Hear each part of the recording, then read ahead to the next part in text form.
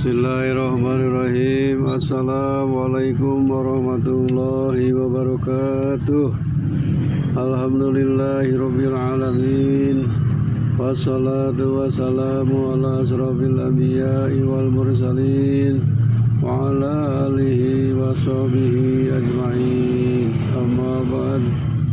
Ya ayyuhal hadirun ittaqullaha haqqa tuqatih wa la tamutunna illa wa antum muslimun.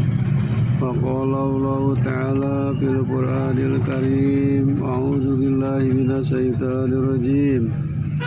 Yarfa'illahu alladhina amanu minkum walladhina utul ilma darajatin. Shadaqallahul adzim.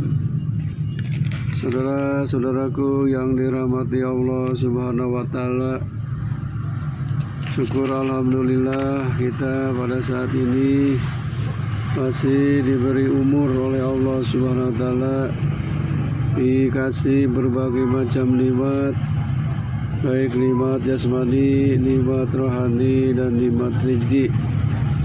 Mudah-mudahan kita bisa mensyukurinya. Amin ya Allah ya Rabbal alamin. Salawat serta salam mudah-mudahan dilimpahkan kepada junjungan alam Habibana Nabiyina Muhammad sallallahu alaihi wasallam, juga kepada keluarganya, para sahabatnya, dan tidak lupa kepada kita sebagai umatnya. Amin ya Allah ya Rabbal alamin. Hadirin rahimakumullah, dalam muqaddimah tadi saya bacakan ayat suci Al-Quran, surat Al-Mujadalah ayat pas. A'udzu billahi minasy syaithanir rajim. Bismillahirrahmanirrahim. Yarfa'illahu alladhina amanu minkum. Allah akan mengangkat orang-orang yang beriman di antara kamu. Walladina utul ilma darajah, dan orang-orang yang memiliki ilmu beberapa tingkatan. Al-Quran ini menyatakan kepada kita bahwa orang yang beriman dan yang mempunyai ilmu oleh Allah Subhanahu wa Ta'ala akan ditingkatkan derajatnya, baik kehidupan dunia maupun di akhirat kelak. Makanya Rasulullah SAW sering memohon kepada Allah, yaitu untuk ditambahkan ilmu yang bermanfaat, rezeki yang baik, dan amalan yang diterima oleh Allah Subhanahu wa Ta'ala. Bagaimana kita sudah memaklumi dan sudah membiasakan setelah sholat ba'diyah atau qabliyah atau sholat fardu, kita selalu memohon kepada Allah dengan kalimat amalan Rasulullah SAW, yaitu Allahumma inni as'aluka ilman nafi'a wa rizqan thayyiba wa amalan mutaqabbala.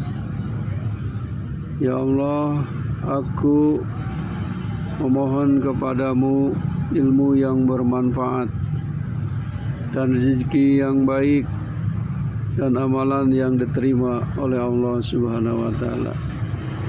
Ma'asyiral muslimin rahimakumullah, permohonan yang diprioritaskan oleh Rasulullah SAW adalah pertama memohon ilmu yang bermanfaat.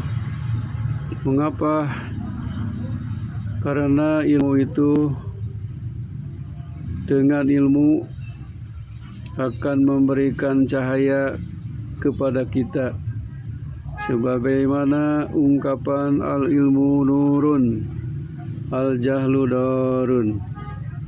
Ilmu itu akan memberi cahaya dan kebodohan itu tersesat. Ilmu sangat dominan sekali, baik untuk kehidupan dunia maupun kehidupan akhirat kelak. Rasulullah SAW pernah bersabda yang artinya, jika kamu menginginkan kehidupan dunia, maka harus dengan ilmu. Dan barang siapa yang menginginkan kehidupan akhirat, harus dengan ilmu pula. Dan barang siapa yang menginginkan dunia dan akhirat, maka keduanya harus memakai ilmu. Hadirin rahimakumullah, berbicara masalah ilmu sangat penting sekali untuk kehidupan kita ini. Karena jika kita beramal tanpa ilmu, maka akan ditolak, tidak akan diterima oleh Allah Subhanahu wa Ta'ala. Sebagaimana sabda Rasulullah SAW, "Man amila amalan bighairi ilmin mardudatun la tuqbal." Barang siapa orang yang beramal tanpa ilmu, maka akan ditolak dan tidak diterima oleh Allah Subhanahu wa Ta'ala. Ilmu yang mana yang harus kita amalkan? Yaitu ilmu yang dari Allah Subhanahu wa Ta'ala. Sebagaimana firman-Nya, al-ilmu indallah, yaitu ilmu yang dari Allah Subhanahu wa Ta'ala, Al-Qur'anul Karim, dan al-hadis Rasulullah SAW. Makanya kita diwajibkan untuk mencari ilmu agar kita beribadah, mengerti dan memakai ilmu untuk bekal kehidupan dunia dan akhirat.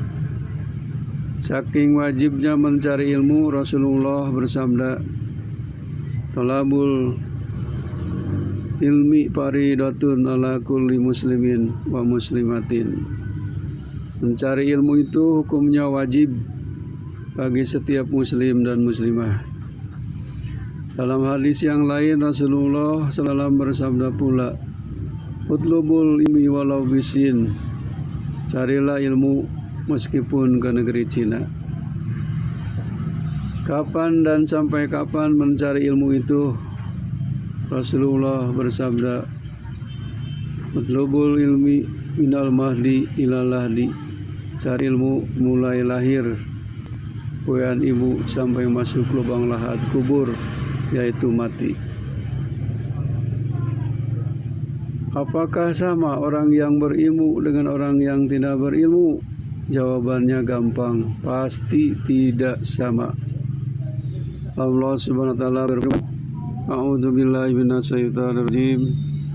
Bismillahirrahmanirrahim. Qul hal yastawil ladina ya'lamuna wal ladina la ya'lamun." Katakanlah, apakah sama orang yang berilmu dengan orang yang tidak berilmu atau bodoh? Malahan Allah Subhanahu wa Ta'ala akan mengangkat beberapa derajat atau tingkatan bagi orang yang beriman dan yang berilmu. Sesuai firman-Nya dalam surat Al-Mujadalah ayat 11. A'udzubillahi minasyaitonir rajim. Bismillahirrahmanirrahim. Yarfa'illahul ladina amanu minkum walladina utul ilma darajatin.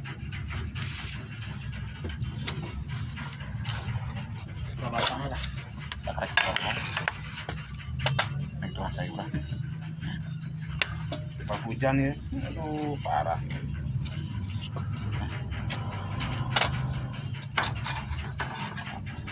Yang artinya Allah akan mengangkat orang-orang yang beriman dan orang yang berilmu beberapa derajat. Wallahu bima ta'maluna khabir. Sedangkan Allah, apa yang kamu kerjakan, Maha melihat. Hadirin rahimakumullah, itulah Rasulullah SAW sangat mementingkan tentang ilmu. Sebab dengan ilmu itulah kita bisa membedakan baik dan buruknya sesuatu, bisa membedakan halal atau haramnya sesuatu, dan kita bisa tahu boleh atau tidaknya yang dilakukan oleh kita.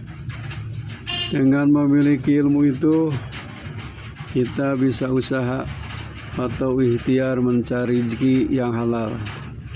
Karena berdasarkan ilmu dari Allah, mencari rezeki itu dengan jalan yang halal dan dengan jalan yang haram dilarang oleh Allah SWT. Sesuai dengan doanya, memohon ilmu yang bermanfaat, juga memohon rezeki yang baik atau halal. Mencari atau ikhtiar cara rezeki yang halal dan baik, karena rezeki yang kita makan atau yang kita minum harus berkah, bisa menambah semangat untuk beribadah. Jangan sampai makan dan minum yang kita pakai ini tidak halal, yang akan tidak diterimanya ibadah kita oleh Allah Subhanahu wa Ta'ala. Karena ada hadis Rasulullah SAW, barang siapa orang yang darah dan dagingnya tumbuh dari hasil usaha yang haram, maka doanya tidak akan diterima atau ditolak oleh Allah Subhanahu wa Ta'ala. Itulah keuntungan kita punya ilmu, dapat membedakan mana yang halal dan mana yang haram. Masyarul muslimin rahimakumullah. Permohonan yang ketiga, setelah memohon ilmu yang bermanfaat dan rezeki yang baik juga, kita memohon kepada Allah Subhanahu wa Ta'ala amalan yang kita lakukan ingin diterima oleh Allah Subhanahu wa Ta'ala atau makbul. Jika kita sudah memiliki ilmu, rezeki dan beramal, kita masih hidup di dunia ini harus diaplikasikan dalam kehidupan sehari-hari untuk bekal ibadah siang dan malam dengan taqarrub kepada Allah Subhanahu wa Ta'ala, dan digunakan untuk jalan yang diridhoi oleh Allah Subhanahu wa Ta'ala, sebagaimana sabda Rasulullah SAW, "Idza mata ibnu Adam in qata amaluhu illa min salasin, shadaqatin jariyatin aw ilmu yantafa'u bihi wa waladun shalihun yad'ulah." Yang artinya, apabila mati anak Adam, yaitu kita manusia, putuslah segala amalnya kecuali 3 yang tidak putus-putus pahalanya, yaitu sedekah jariyah, ilmu yang bermanfaat, dan anak yang soleh. Oleh sebab itulah, maka dengan memiliki ilmu, bergerak untuk bersedekah baik dengan ilmu, tenaga, dan sebagainya. Kemudian sedikit banyak ilmu yang kita miliki diamalkan untuk diri sendiri dan ditransferkan kepada orang lain, dan pada akhirnya menginginkan memiliki anak-anak yang soleh dan solehah atas dorongan ilmu, rezeki, dan amalan yang barokah. Jika kita banyak ilmu, jangan ujub, jangan sombong. Justru makin banyak ilmu, merendahkan diri, bagaikan pohon padi yang berisi, semakin berisi makin tunduk. Tetapi pohon padi yang tidak berisi semakin tinggi menjulang ke atas, padahal dia tidak bersih. Itulah contoh gambaran orang yang berilmu dengan orang yang tidak berilmu. Jika kita ditakdirkan oleh Allah Subhanahu wa Ta'ala menjadi orang kaya, ini juga jangan jadi penghalang, sampaikan lalai untuk beribadah atau dibuat sombong, takabur dengan hartanya.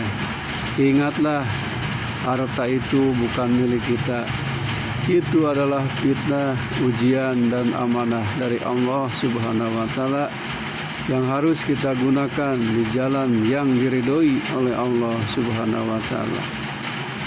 Hadirin rahimakumullah, rezeki, ilmu, dan amal adalah merupakan jembatan menuju alam akhirat yang abadi. Semua yang kita miliki, kalau salah penggunaannya, dipakai takabur, sombong, ria, bermegah-megahan, berbangga-banggahan diri, ini akan menjadi akibat celaka, akan mengakibatkan malapetaka di dunia dan di akhirat kelak. Karena jika kita sudah mati, tidak ada yang dibawa kecuali satu, yaitu amal perbuatan kita selagi waktu di dunia, baik itu perbuatan buruk atau perbuatan baik. Nanti kita akan melihat catatan amal perbuatan waktu di dunia ini yang dicatat oleh dua malaikat, yaitu malaikat Raqib pencatat amal baik dan malaikat Atid pencatat amal buruk, yang langsung kita akan melihatnya dan menerimanya kitab catatan amal kita. Sesuai firman Allah Subhanahu wa taala, A'udzubillahi minasyaitonirrajim. Wa may ya'mal mithqala dzarratin khairan yarah wa may ya'mal mithqala dzarratin syarran yarah. Dan barang siapa yang beramal seberat darah kebaikan, nanti akan dapat melihatnya. Dan barang siapa yang beramal seberat darah kejelekan, nanti juga kita akan melihat. Saudara-saudaraku yang dimuliakan ya Allah Subhanahu wa taala, itulah sekilas pencerahan untuk kita dari salah satu doa yang diamalkan oleh Rasulullah SAW. Allahumma inni as'aluka ilman nafi'a wa rizqan taqabbala. Biasakanlah oleh kita diamalkan doa ini setelah selesai sholat fardu. Insya Allah yang kita mohonkan kepada Allah dikabulkan oleh Allah Subhanahu wa taala. Amin ya Allah ya rabbal alamin. Wabillahi taufiq wal hidayah. Wassalamualaikum warahmatullahi wabarakatuh.